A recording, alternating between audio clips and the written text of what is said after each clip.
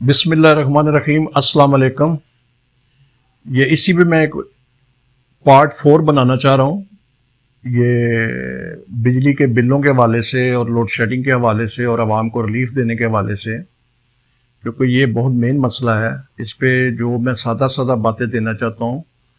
मैंने ये पहले भी वीडियो में कहा कि ये जो टेक्निकलिटी होती है ये इदारों के पास और हुकूमत के पास होती है, लेकिन ये बड़ी सादा बातें भी हैं जो कि हर बंदे को समझ भी आएगी। आप लोगों को मेरे से पहले भी इल्म होगा, लेकिन इसका इज़हार करना ज़रूरी है और बात पहुंचाना किसी तक ज़रूरी है। और सादा बातों से आगे बातें बनती हैं, उसके बाद आगे गहराई में टेक्निकलिटी या बात जाती है। तो ये जो सालो सिस्टम की मैंने पिछली वीडियो में बात की है कि इसके लोन पे वर्क करें, काम करें और आवाम को इसमें शामिल करें और हर घर में हर जगह पे इसको लगाने की 1 साल में 2 साल में कोशिश करके मुकम्मल करें। इसका देखें ना एक बहुत बड़ा बेनिफिट भी होगा। अगर आपने लोड शेडिंग ख़त्म करनी है तो ज़ाहिर है बिजली को पैदा करने के लिए आपको डैम वगैरह बनाने पड़ते हैं, उस पर तो अरबों रुपये आपके लगते हैं। देखें कितनी बड़ी बात है, आपके पास कितना बड़ा एक सिलसिला है, रास्ता है कि आप अरबों पे खुद गवर्नमेंट का जो आवाम का पैसा है उसको लगाने पे और खर्च करने की बजाय उसको किसी और इस्तेमाल में लाएं। तो उसके लिए आवाम को ये थ्रू बैंक जितनी जल्दी हो सके ये सिस्टम लगा के, पॉलिसी लगा के और ये घरों में सोलर सिस्टम लगवाना शुरू कर दें। और पूरे पाकिस्तान पे अगर साल 2-3 साल इस पे अमल होगा तो मेरे ख्याल में आइंदा आपको ये बिजली लोड शेडिंग की भी प्रॉब्लम नहीं रहेगी।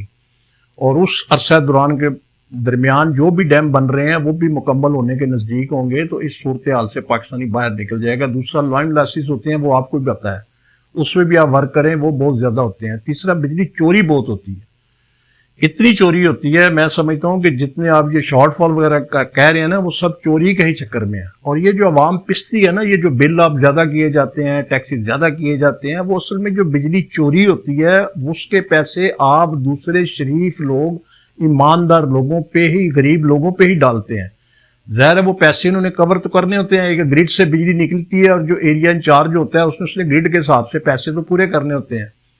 तो वो टास्क पूरा करने के लिए आप उस फिर गरीब लोगों का खून चूसना शुरू कर देते हैं। और जो प्रोफेशनल चोर होते हैं या प्रोफेशनल बिजली चोरी करने वाले होते हैं, तो उन लोगों को आप बिजली चोरी बड़े आराम से करवाए जा रहे हैं, खुद भी पैसा महकमा खा रहा है और अवाम भी खा रही है। वो सारे जो उसका जो जितना बोझ पड़ेगा ना, वो जो जितना पैसा चोरी होता है वो सारा फिर आप दूसरी अवाम जो सफ़ेद पोश गरीब लोग हैं उनके बिलों पे डाल के उनसे आप पैसा निकालने की कोशिश करते हैं। उसमें बेशुमार आप टैक्सेस का भी नाम देते हैं, बेशुमार आप सिस्टम का यूनिट अगर फर्ज करें आपका होता है 7 रुपये 8 रुपये की, मिसाल दे रहा हूँ आपको 9 रुपये, तो उससे तो 2 गुना ज़्यादा आपके टैक्सेस आप लोगों ने ऊपर डाले होते हैं। उसका कोई जवाब बनता नहीं है, किसी सूरत उसका कोई जवाब नहीं बनता। तो आप मेहरबानी करें, एक तो लॉन्ग लॉसेस ख़त्म करें और उससे बिजली को सेव करें, चोरी को ख़त्म करें, उससे बिजली को बचाएं और सही आवाम तक पहुँचाएँ। और सबसे ज़्यादा ज़रूरी है कि सोलर सिस्टम के ज़रिए आप ये सारा सिस्टम लेकर आएँ, ताकि आवाम जो है वो अपने अपने तौर पे इस मामले में एक तो उनकी सेविंग शुरू हो जाएगी, उनकी खुशहाली शुरू हो जाएगी। जो वो बिल अदा करते हैं उतनी आलमोस्ट उनकी उससे कम किस्तें होंगी। साल 2-3 साल 4 साल में किस्तें उतरने के बाद उनको को बिजली फ्री का जो है ना उनको एक रिलीफ मिलेगा, बहुत बड़ा पाकिस्तान में रिलीफ मिलेगा। ये समझिए कि बहुत बड़ा पाकिस्तान पे आसान करेंगे, बहुत ज़्यादा एहसान करेंगे। आप इतना बड़ा एहसान करेंगे कि ये जो आप सब्सिडी कभी कभी 2000 रुपये देते हैं या 1000 रुपये देते हैं ना, तो आप 3-4-5 सालों में देखेंगे कि लोन उतरने के बाद उनको महाना 15,000 10,000 20,000 की सेविंग शुरू हो जाएगी घरों में। तो ये आप खुद सोच लें कि जो 1000-2000 सब्सिडी पे आप अरबों पे लगाते हैं, आपको वो भी उसके मुकाबले में ये कितनी बड़ी लोगों को, आवाम को रिलीफ देंगे। और इसका अल्लाह के हजूर भी आप लोगों के लिए बहुत बड़ा अजर होगा। खुदारा सियासत को इबादत समझ के करें, इसको खेल समझ के ना करें, चालें बना कर ना करें।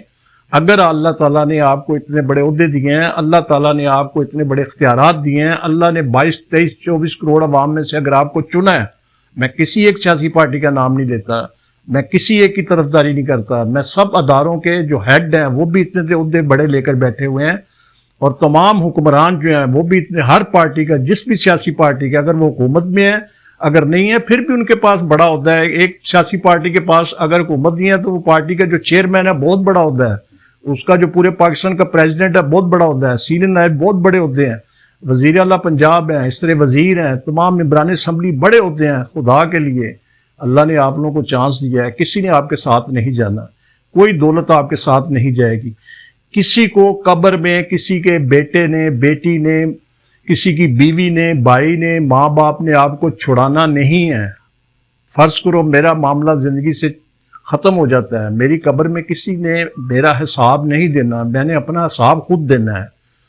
और मैं एक बात हैरान हूँ कि उम्र के उस हिस्से में हमारे कई सरबराह जो सियासी लोग पहुँच गए हैं, उनको फिर भी ख्याल नहीं आ रहा।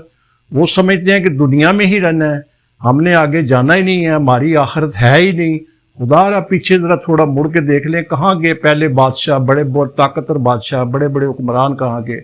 ये मैं बातें इसलिए कर रहा हूँ कि अल्लाह के वास्ते इन चीज़ों को देख के ये अवाम को रिलीफ देने में, अवाम के लिए अच्छे काम करने में, मुल्क और वतन के लिए अच्छे काम करने में, चाहे वो कोई जिस अदारे का भी सरबराह है या उसमें काम करने वाले हैं या कोई हुक्मरान है, हुकूमती है, सब मेरे जैसा हर बंदा मैं कहता हूँ कि जो छोटा सा ताजर भी है वो भी सोच ले, रेडी वाले भी सोच ले कि ये हम बेईमानी नहीं करनी, हमने मिलावट नहीं करनी, और हमने एक दूसरे के लिए आसानियाँ पैदा करनी है, और हमने एक दूसरे के काम आना है, और दुनिया में ज़िंदा रहना है मरने के बाद।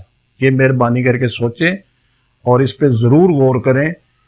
मैं कुछ ऐसी बातें कर गया हूँ, है ये हकीकत वाली। अगर आप अकेले कभी खुदा आप तक बातें पहुँचे और कभी आप बैठ के अकेले सोचें तो इसमें टोटल सच्चाई है, कोई ऐसी गलत बात नहीं है। अल्लाह हाफिज़।